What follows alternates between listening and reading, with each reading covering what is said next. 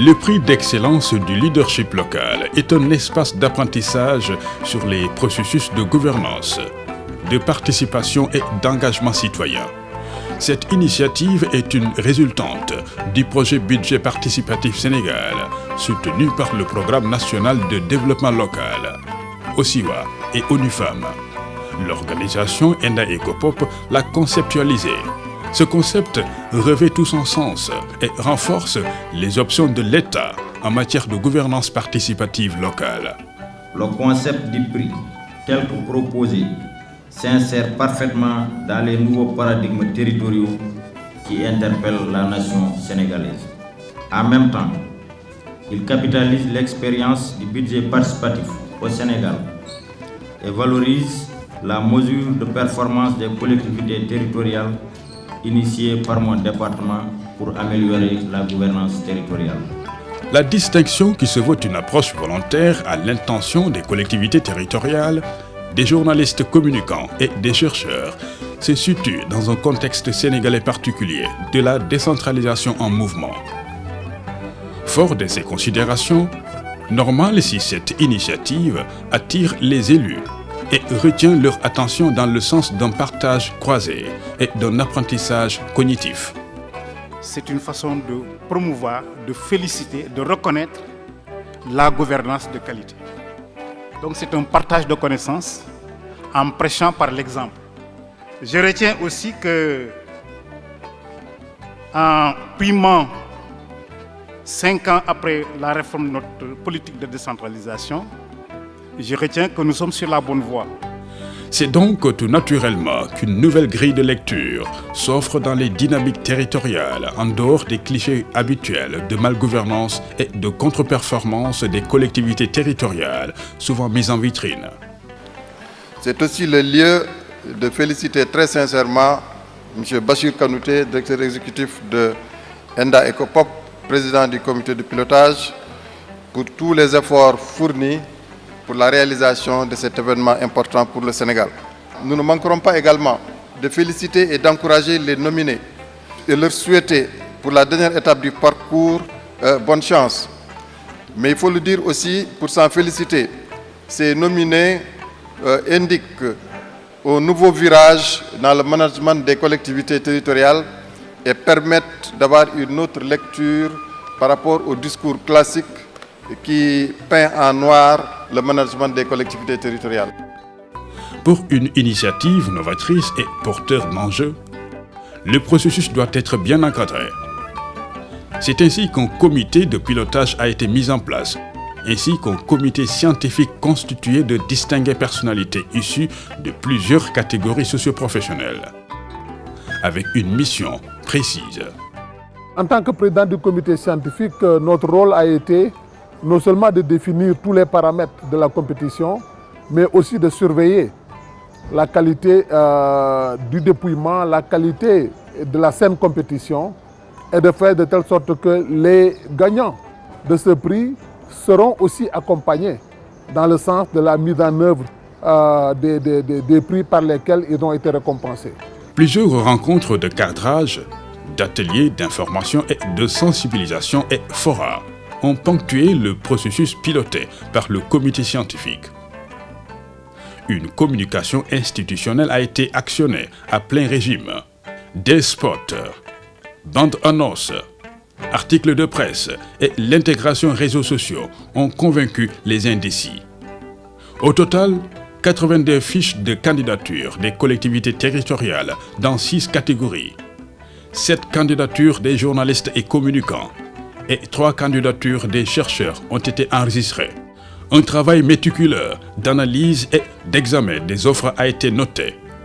À l'arrivée, 27 ont été nominés, correspondant à 38 départements sur les 45 que compte le Sénégal. Le maillage du territoire est ainsi fait.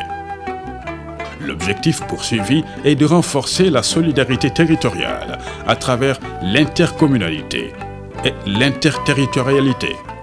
5 produits médiatiques et un projet de recherche de 3e cycle ont été nominés. Nous sommes le 7 novembre 2018 au Grand Théâtre de Dakar. Silence. L'apprentissage démarre pour 2 jours. Le référentiel s'appuie sur un processus continu mettant en valeur les bonnes pratiques et les innovations dans le domaine de la gouvernance territoriale. Devant un public attentionné et des nominés présents, le cadrage de l'événement par le président du comité de pilotage ne donne lieu à aucun a priori. Et c'est dans ce contexte qu'on avait dit, même s'il y a des difficultés, même si toutes les ambitions qu'on nourrit autour de la décentralisation ne sont pas atteintes, essayons de voir les bonnes pratiques et les innovations que quelques communes, quelques maires, quelques présidents de département conduisent et essayons de les montrer en modèle. L'événement revêt un caractère pionnier.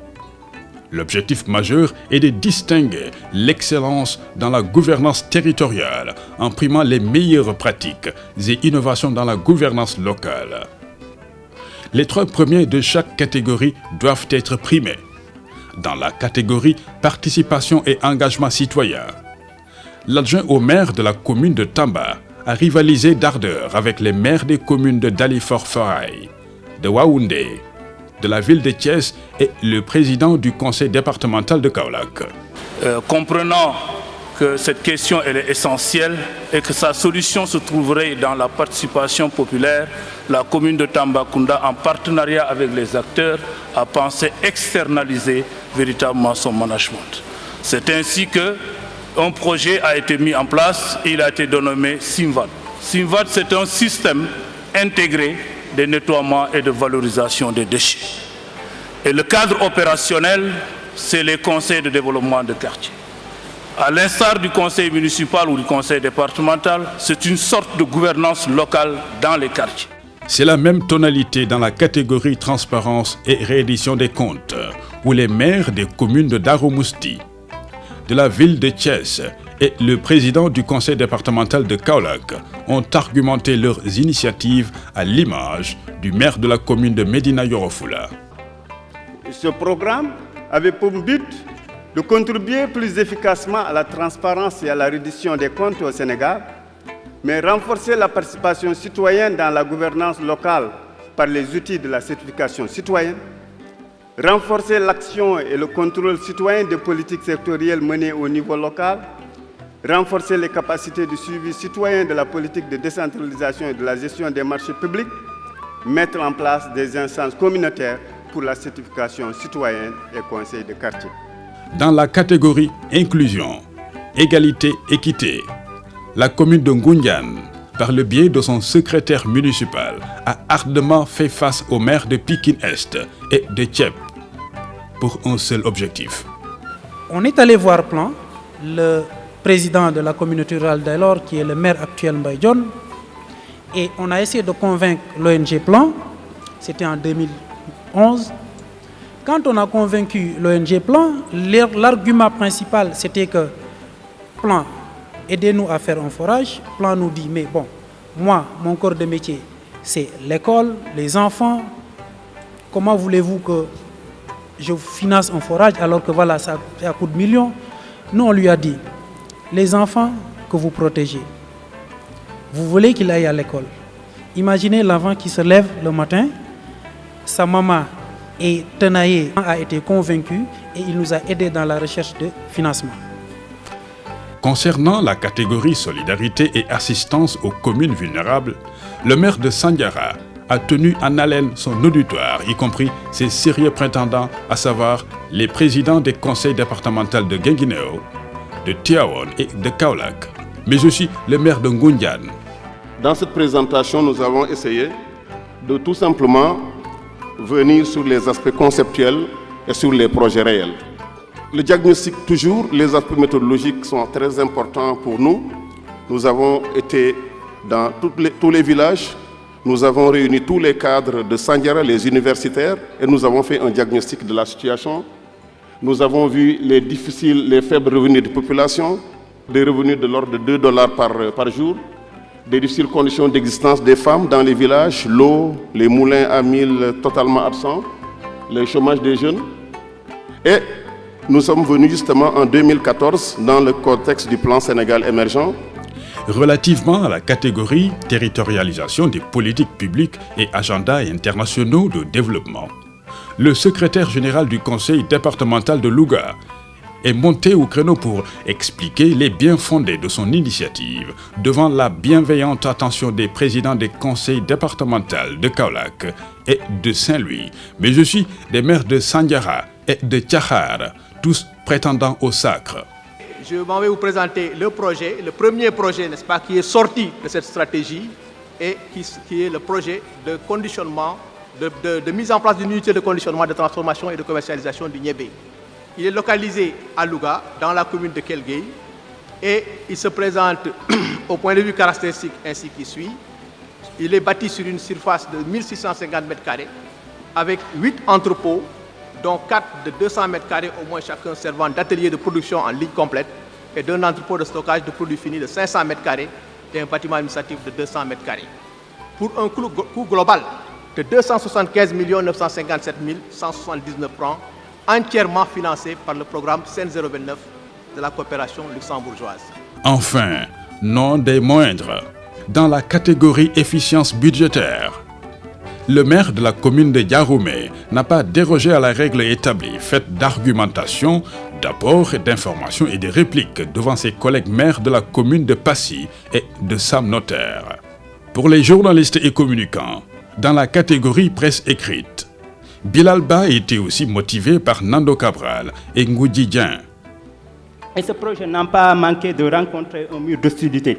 Depuis 2008, une partie de la population locale s'insurge contre l'érection de cette infrastructure qui devait être normalement opérationnelle aujourd'hui. Entre-temps, beaucoup d'eau est passée sous les ponts. Certaines populations fatalistes se sont résolues à vivre avec cette machine polluante, entre guillemets. Toutefois, cela n'a pas réduit les ardeurs de certains activistes écologiques. Et des femmes sont toujours aux avant-postes. Tandis que dans la catégorie télévision, Maïmouna Sy n'a pas voulu être en reste face à Ibrahima Diédhiou lors de la présentation de son projet. Dans ce cadre, nous avons eu à réaliser ce reportage de 13 minutes intitulé Tafa debout. Pourquoi Tafa debout? Nous l'avons intitulé Tafa debout parce que nous pensons que tout le monde doit être debout pour apporter sa pierre à l'édifice dans la construction de notre pays. Enfin, Mor Diop a bouclé la série de la conférence d'apprentissage par un résumé de son projet de recherche dans la catégorie des chercheurs. Ça a été 48 heures intenses, le 7 et le 8 novembre. Intense en termes d'enseignement, intense en termes d'apprentissage, mais surtout intense en termes de...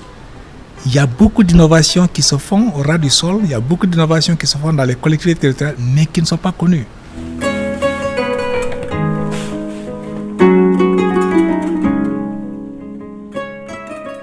Pour départager les candidats, la notation des membres du comité scientifique, équivalent à 35%, a été complétée par l'évaluation citoyenne et le vote populaire par SMS, qui a un pourcentage de 10%, suite à la retransmission en direct sur les réseaux sociaux.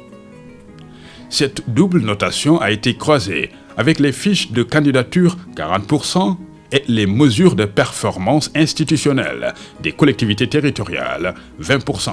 Au finish, les heureux élus se sont fait dévoiler le jour de la cérémonie de distinction des meilleures pratiques et initiatives dénommée Prix d'excellence du leadership local.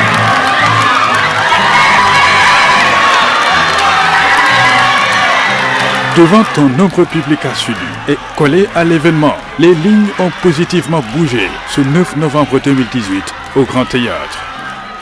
Avec tout le cérémonial requis, M. Khalidou Kassé, artiste plasticien, revient sur la symbolique du prix. L'œuvre elle est représentée, qui représente simplement l'émergence, c'est-à-dire sortir de l'obscurité pour aller vers la lumière. Aller vers la lumière, c'est atteindre les étoiles. Voilà ce qui est représenté pour montrer que le leadership doit être l'étoile filante qui véritablement tous les jours se réinvente. Le président du comité scientifique dévoile les primés des différentes catégories. Le premier prix de la catégorie participation et engagement citoyen va au conseil départemental de Kaolack. Pour la catégorie participation et engagement des citoyens, Le conseil départemental de Kaolack a fait bonne figure devant respectivement la ville de Thiès et la commune de Dalifort. L'initiative porte sur la mise en œuvre du projet de promotion de la participation et engagement citoyen dans la gestion publique locale dans le secteur de l'éducation, intitulé « Budget participatif axé sur l'éducation ».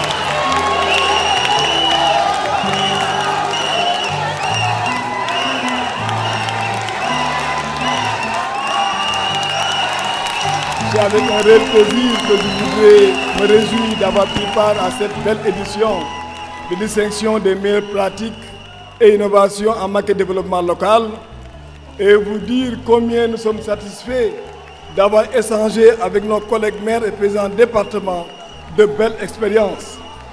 Et ces belles expériences pourraient chacune être primées. Pour la catégorie transparence et réédition des comptes, la satisfaction s'est lisée dans les propos du maire de Thiès, heureux récipiendaire du prix face à respectivement ses collègues du conseil départemental de Kaolack et de la commune de Médina Yoro Fula. Le projet Audience publique, initié par la ville de Thiès, présente aux populations un bilan d'étape des réalisations de la ville. Les difficultés rencontrées dans la conduite de la mission ainsi que les pistes de solutions. L'ancrage de cet exercice qui a eu lieu les 6 mois est l'institution municipale, avec une volonté politique du maire pour diversifier les moments d'échange et de communion avec la population de la ville de Thiès et les partenaires au développement.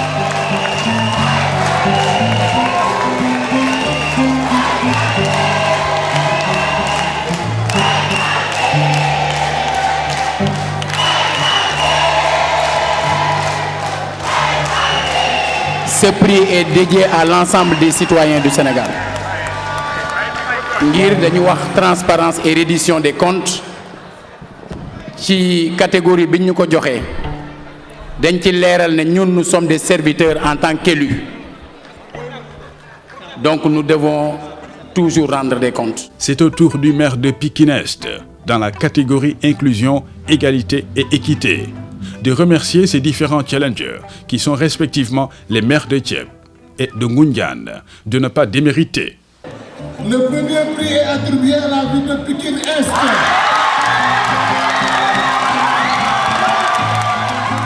La commune a présenté le projet Pont.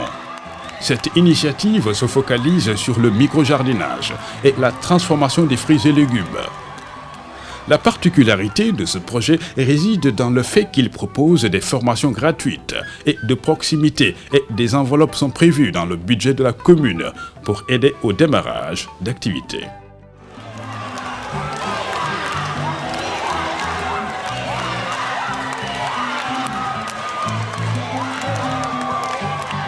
C'est aujourd'hui un grand plaisir, mais aussi un immense honneur pour nous de recevoir ce prix au nom et pour le compte des populations de Pikine Est. Prix que nous recevons avec beaucoup d'humilité parce que nous sommes convaincus que tous les nominés méritent ce prix. Dans la catégorie solidarité et assistance aux couches vulnérables. Le premier prix de la catégorie solidarité assistance est attribué au conseil départemental de Tivaouane. La présidente du conseil départemental de Tivaouane a exhibé le trophée en signe de victoire face à respectivement la commune de Sandiara et au conseil départemental de Guinguinéo. Pour redynamiser la filière agricole et promouvoir l'emploi durable et décent des jeunes en milieu rural et périurbain, le conseil départemental a bénéficié de Midi-Pyrénées, un financement pour la construction des centres de compostage.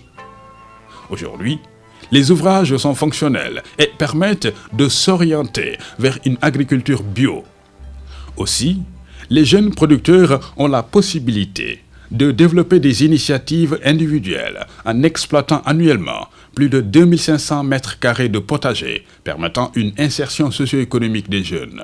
Des entreprises qui travaillent dans l'extraction minière s'intéressent à l'initiative et comptent, dans leur politique de RSE, accompagner le conseil départemental. Ce prix n'est pas le prix de Seynabou Gaye Touré, présidente du conseil départemental. C'est le prix d'une équipe rompue à la tâche, mais dévouée aussi à la tâche. C'est le prix de tout un département. Je dédie ce prix à toutes les femmes du Sénégal.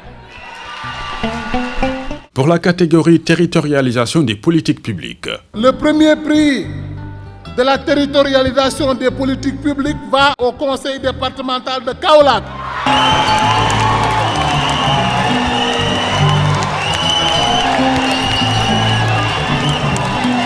Le conseil départemental de Kaolack a bien retenu l'attention face à respectivement ses challengers, le conseil départemental de Saint-Louis et la commune de Sandiara, grâce à son projet de transformation structurelle de l'économie départementale dénommé Coaching territorial. Cette initiative, démarrée en 2015, a facilité le pilotage des processus d'écoute mutuelle, de dialogue et de création de synergie, tout en accompagnant les acteurs dans la conception et la réalisation du développement et du changement qu'ils veulent conduire. Aujourd'hui, tous les protagonistes sociaux reconnaissent le bien fondé de faire confiance aux acteurs et s'engagent à accompagner et contribuer à la réorganisation de la filière sel. Enfin, dans la catégorie efficience budgétaire. Le premier prix de cette catégorie va à la commune de Passy.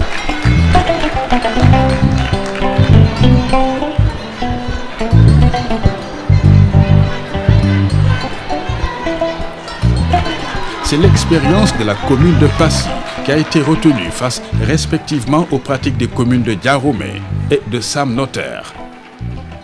La commune de Passy, avec une population de 14 804 habitants, sans grandes ressources, compte sur les taxes et recettes tirées du marché hebdomadaire qui enregistre une forte affluence. La commune a ainsi initié le projet de mobilisation des ressources financières en mettant en place une plateforme de paiement des taxes et impôts locaux. Cela a permis d'avoir une base de données des contribuables, d'accroître les recettes de 40% à 96%, de créer des emplois et d'impliquer tous les acteurs. Nous avons été primés aujourd'hui pour une solution qu'il serait bon de voir dans toutes les mairies du Sénégal. La solution consiste simplement à aider les maires et les percepteurs à maîtriser leur collecte, leurs taxes et leur budget.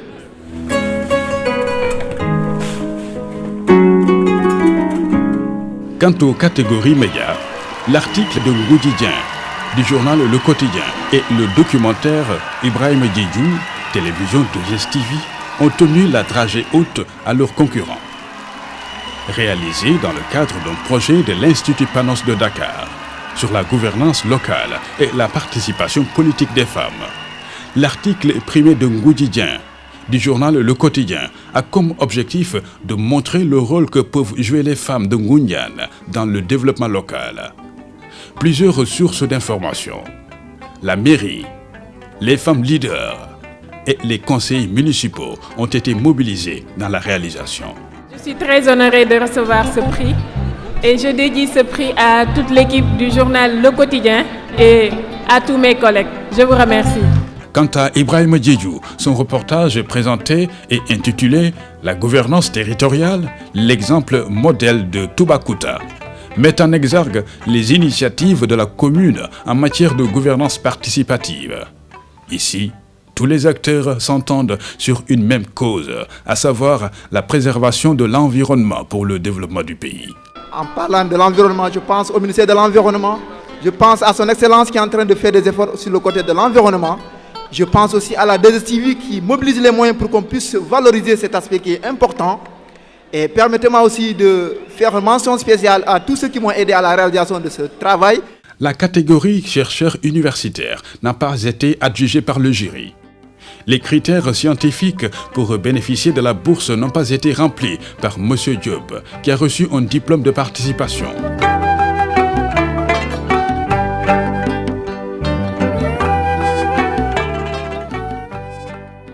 Au terme de cet enrichissant exercice, les partenaires techniques et financiers présents n'ont pas pu dissimuler leur satisfaction. C'est un honneur d'être ici, de décerner ces prix au nom de l'ambassadeur du gouvernement des États-Unis d'Amérique, puisque nous sommes ici pour soutenir le Sénégalais et la Sénégalaise dans leur vision de leur propre développement économique. Et nous pensons que ça passe en grande partie par des communautés fortes, et ça veut dire des collectivités territoriales porteurs de leur propre développement. Je voulais juste vous dire, au nom de l'ambassade du Luxembourg, félicitations, continuez vos engagements au profit de toutes les Sénégalaises et les Sénégalais. Merci. Pour vous dire que si l'avancée de la décentralisation au Sénégal est équivalente à la ferveur de cet événement, je pense que la décentralisation est l'acte 3 et le développement des collectivités territoriales ont vraiment de beaux jours devant eux. Quant au ministre de la Gouvernance territoriale, du Développement et de l'Aménagement du territoire, ses propos renseignent sur le sérieux et la qualité de l'exercice.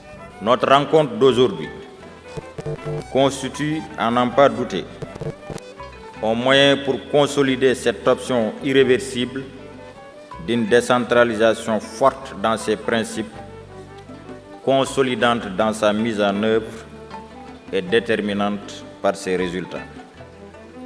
Mesdames et messieurs, distingués invités, je constate pour m'en féliciter la très bonne organisation de cet événement qui a mobilisé toute la communauté des acteurs territoriaux et de nos partenaires au développement.